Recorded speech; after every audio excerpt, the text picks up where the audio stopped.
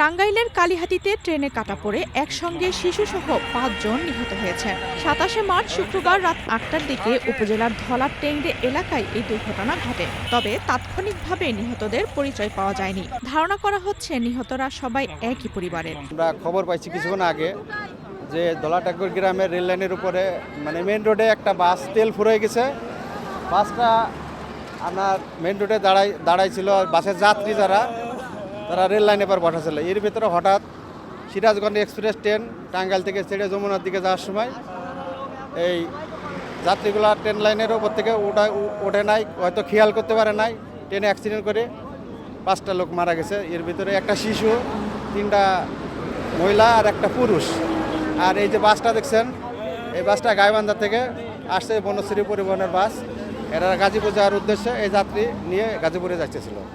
হঠাৎ এখানে গাড়ি তেল ফুরে যাওয়ার কারণে যাত্রী নেমে হয়তো রেল লাইনে বসছে, ওখান থেকে ট্রেন এসে ট্রেন অ্যাক্সিডেন্টে এই 5টা লোক এখানে ঘটনাস্থলে নিহত হয়েছে।